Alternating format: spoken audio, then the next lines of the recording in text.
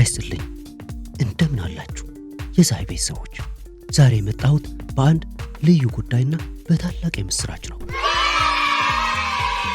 ባለፉት ወራት በቴሌግራም በኢሜይልና በኮሜንት መስጫ ላይ አንድ ጥያቄ ደጋግማችሁ ስትጠይቁን ነበር። ዛይ የጠፋችሁ ስልጠናው ለምን ቆመ? መቼ ነው የምንጀምረው? እያላችሁ ነበር። መጀመሪያ ይቅርታ መጠየቅ እፈልጋለሁ። የጠፋነው ጠፍተን አይደለም። የጠፋነው ለእናንተ የሚሆን ህይወታችሁን በትክክል የሚቀይር ከዚህ በፊት ከነበረው በተሻለ ጥራትና በተሻለ ስርዓት የተዘጋጀ ነገር ይዘን ለማምጣት እየሰራን ስለነበር ነው። እና ዛሬ ያን ቀን ደርሷል። በጉጉት ስትጠብቁት የነበረው ብዙዎችን ከጨለማ ያወጣው የዛይ ትሬዲንግ ሜንተርሺፕ ፕሮግራም በመጪው መጋቢት ወይም ማርች ወር በይፋና በታላቅ አቅም እንደሚመለስ ሳበስራችሁ በደስታ ነው። ግን ዛሬ የመጣሁት ይህንን ዜና ለመንገር ብቻ አይደለም። መጋቢት ላይ ለሚጀምረው ጉዞ ዝግጁ እንድትሆኑ ዛሬ ስለ አንድ ወሳኝ ርዕስ በጥልቀት ልናወራ ነው። ዛሬ የምናወራው ስለ ትሬዲንግ ነው። ይህ ርዕስ በዓለም ላይ በጣም አወዛጋቢ ከሆኑ ጉዳዮች አንዱ ነው። አንዳንዶች ቁማር ነው ይሉታል፣ አንዳንዶች የእድል ጨዋታ ነው ይሉታል፣ አንዳንዶች ደግሞ በአንድ ሌሊት ሚሊዮነር የሚያደርግ ማሽን ነው ብለው ያስባሉ። ዛሬ እነዚህን የተሳሳቱ አመለካከቶች ከስሩ ነቅለን እናወጣለን። ትሬዲንግ በእርግጠኝነት ምንድን ነው? ለምንድን ነው 90% የሚሆኑት ጀማሪዎች የሚከስሩት? እና እኛ ዛይ ላይ ለምንድን ነው ከማንም በተለየ መንገድ የምናየው የሚለውን ለቀጣዮቹ ደቂቃዎች በሰፊው እንወያያለን።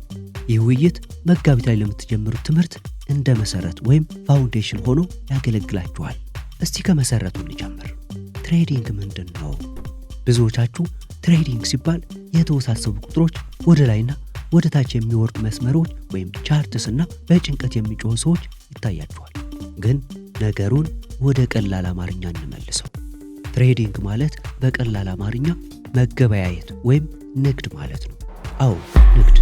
መርካቶ ላይ ሱቅ ያለው ነጋዴ የሚያደርገውና እኛ ኮምፒውተር ፊት ተቀምጠን የምናደርገው ነገር በመሰረቱ አንድ ነው። ነጋዴው ጫማ ወይም ሸሚዝ በርካሽ ይገዛል፣ ዋጋ ጨምሮ ይሸጣል። እኛም የምናደርገው ያንን ነው። ልዩነቱ ምንድን ነው? አንደኛ እኛ የምንገበያየው በአካል አይደለም፣ ዲጂታል ዓለም ወይም ፋይናንሻል ማርኬት ላይ ነው። ሁለተኛ እኛ የምንገበያየው ዕቃዎችን ሳይሆን የኩባንያ አክሲዮኖች ወይም ስቶክስ፣ የውጭ ሀገር ገንዘቦችን ወይም ፎሬክስ ወይም እንደ ወርቅና ዘይት ያሉ ጥሬ ዕቃዎችን ነው። ሶስተኛውና ዋናው ልዩነት ፍጥነቱ ነው። ነጋዴው ዕቃውን ገዝቶ ለመሸጥ ሳምንት ወይም ወር ሊፈጅበት ይችላል።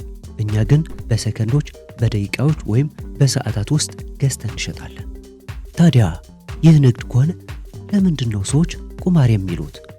ይህ ወሳኝ ጥያቄ ነው።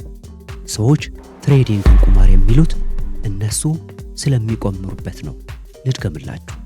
ትሬዲንግ በራሱ ቁማር አይደለም። ነገር ግን አንተ ያለ እውቀት፣ ያለ ስትራቴጂ በስሜት ተገፋፍተህ ይወጣል ወይም ይወርዳል ብለህ ብርህን የምትወረውረው ከሆነ አዎ ላንተ ቁማር ነው። ካዚኖ ገብቶ ማሽን እንደማሽከርከር ነው። ልዩነቱ ካዚኖ ውስጥ የምትጫወተው ከማሽን ጋር ሲሆን እዚህ ግን የምትጫወተው ከዓለም ባንኮችና ከትላልቅ ተቋማት ጋር ነው። ያለ እውቀት ከእነሱ ጋር መቅጠም ደግሞ ውጤቱ ኪሳራ ነው። እውነተኛ ትሬደር ማለት ነጋዴ ነው። እስቲ አንድ የሱቅ ነጋዴን አስቡት። ጠዋት ሱቁን ሲከፍት ዛሬ ስንት እንደምሸጥ አላውቅም፣ ግን እድል ካለኝ እሸጣለሁ ብሎ አይከፍትም። ያቅዳል፣ የገበያውን ሁኔታ ያያል፣ ደንበኞቹ ምን እንደሚፈልጉ ያጠናል። ትሬደርም እንደዛው ነው። ኮምፒውተሩን ሲከፍት በስሜት አይከፍትም። ዜናዎችን ያያል፣ ቻርቱን ያነባል፣ ፕሮባቢሊቲ ወይም የመሆን እድል ያሰላል። ይህንን አክሲዮን አሁን ብገዛው የማትረፍ እድሌ 70% ነው፣ የመክሰር እድሌ 30% ነው። ስለዚህ አዋጭ ነው ብሎ ይወስናል። ይህ ካልኩሌትድ ሪስክ ወይም የተሰላ አደጋ ይባላል። ቁማርተኛ ግን እስቲ ልሞክረው፣ እድል ከቀናኝ ሀብታም እሆናለሁ ይላል። ልዩነቱ የአስተሳሰብ ነው። እዚህ ጋር ነው ብዙዎች የሚወድቁት። ለምንድን ነው 90% የሚሆኑ ጀማሪ ትሬደሮች በመጀመሪያው ዓመት ብራቸውን ጨርሰው የሚወጡት? መልሱ ቀላል ነው። ሰዎች ትሬዲንግን እንደ ጌት ሪች ኩዊክ ስኪም ወይም በፍጥነት ሀብታም መሆኛ መንገድ አድርገው ስለሚያዩት ነው። ዩቲዩብ ላይ ወይም ቲክቶክ ላይ ያያሉ። አንድ ልጅ በአንድ ቀን $1000 ሲሰራ ያዩና ዋው ይህማ ቀላል ነው፣ እኔም ገብቼ እሰራለሁ ብለው ይገባሉ። የትሬዲንግን አስቸጋሪ ጎን አያዩትም። ትሬዲንግ ቀላል ነው፣ ግን ቀላል አይደለም። ቴክኒኩ ቀላል ነው። መግዛትና መሸጥ ወይም ባይ ኤንድ ሴል የሚለውን በተን መጫን ማንም ይችላል። የ9 ዓመት ልጅም ይችላል። ግን ከባዱ ነገር አእምሮን መቆጣጠር ነው። ገበያው ወይም the market ለስሜታችሁ ቦታ ያለው። ገበያው እናንተ ገንዘብ ስለፈለጋችሁ አይጨነቅም። ገበያው እናንተ ዕዳ ስላለባችሁ አያውቅም። እናንተ መውጣት አለበት ስላላችሁ አይወጣም። ገበያው የራሱ ሕግ አለው። የሰው ልጅ ደግሞ በተፈጥሮ ስሜታዊ ነው። ስናገኝ እንስገበግባለን፣ ስናጣ ደግሞ እንፈራለንና እንናድዳለን። ትሬዲንግ ውስጥ ስትገባ እነዚህ ሁለት ስሜቶች ጠላቶች ናቸው። እስቲ አንድ ምሳሌ ልስጣችሁ። አንድ ትሬድ ከፈታችሁ፣ ትርፍ ማሳየት ጀመረ። ወዲያው ስግብግብነት ይመጣል። ቆይ እዚህ ይቀመጥ፣ የበለጠ ይጨምራል ትላላችሁ። ትርፉን መውሰድ ሲገባችሁ አትወስዱም። በድንገት ገበያው ይመለሳል። ትርፉ ወደ ኪሳራ ይቀየራል። አሁን ደግሞ ፍርሃት ይመጣል። አይ ወይ ወደ ነበረበት ይመለሳል ብላችሁ ትጠብቃላችሁ። ኪሳራው ይጨምራል። በመጨረሻ መቋቋም ሲያቅታችሁ በኪሳራ ትዘጋላችሁ። ይሄ የቴክኒክ ችግር አይደለም። ይሄ የስነ ልቦና ወይም ሳይኮሎጂ ችግር ነው። ስለዚህ ለዚህ ነው እኛ ፀሐይ ላይ የምናተኩረው ማይንድ ሴት ወይም አስተሳሰብ ላይ ነው። ትሬዲንግ 20 ከመቶ ቴክኒካል ወይም ቻርት ማንበብ ሲሆን 80 ከመቶ ግን ሳይኮሎጂ ነው። አብዛኛው ሰው የሚያተኩረው ግን 20 ከመቶ ላይ ነው። የትኛው ኢንዲኬተር ነው የሚሰራው? የትኛው ስትራቴጂ ነው የሚበላው እያሉ ይዞራሉ። ወዳጄ፣ ለአንድ ዝንጀሮ ምርጥ ስትራቴጂ ብትሰጠው አትራፊ ሊሆን ይችላል? አይችልም። ምክንያቱም ስሜቱን መቆጣጠር አይችልም። አንተም ስሜትህን መቆጣጠር ካልቻልክ የዓለም ምርጥ ስትራቴጂ ቢኖርህም ትከስራለህ።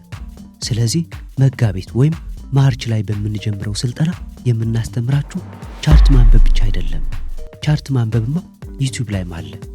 እኛ የምናስተምራችሁ ራሳችሁን ማንበብ ነው። እንዴት እንደ ፕሮፌሽናል ማሰብ እንደምትችሉ፣ ስሜታችሁን ከገንዘባችሁ እንዴት መነጠል እንደምትችሉ፣ ዲስፕሊን እንዴት እንደምትገነቡ። ይህ ነው እውነተኛው ትሬዲንግ። ሌላው ወሳኝ ነጥብ ሪስክ ማናጅመንት ወይም የአደጋ ቁጥጥር ነው። ትሬዲንግ ላይ ዋናው ሕግ ማትረፍ አይደለም። ዋናው ሕግ ካፒታልን መጠበቅ ወይም ካፒታል ፕሬዘርቬሽን ነው። ብዙ ሰው ገበያ ውስጥ የሚገባው ስንት አተርፋለሁ ብሎ በማሰብ ነው። ፕሮፌሽናል ትሬደር ግን የሚገባው ብሳሳት ስንት ነው የምከስረው ብሎ በማሰብ ነው። ልዩነቱን አያችሁት? አማተር ትሬደር ስለ ትርፍ ያስባል። ፕሮፌሽናል ትሬደር ስለ ሪስክ ያስባል። ገንዘብህን ካጣህ ጨዋታው አበቃ፣ ጌም ኦቨር።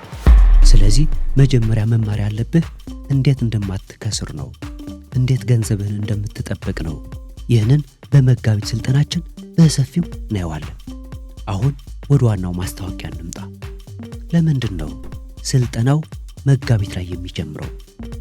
ባለፉት ወራት እኛ ፀሐይ ላይ ውስጣዊ ስራዎችን ስንሰራ ነበር። ካለፈው ልምዳችን በመነሳት ተማሪዎች የት ጋር ነው የሚቸገሩት፣ የት ጋር ነው ድጋፍ የሚያስፈልጋቸው የሚለውን አጥንተናል።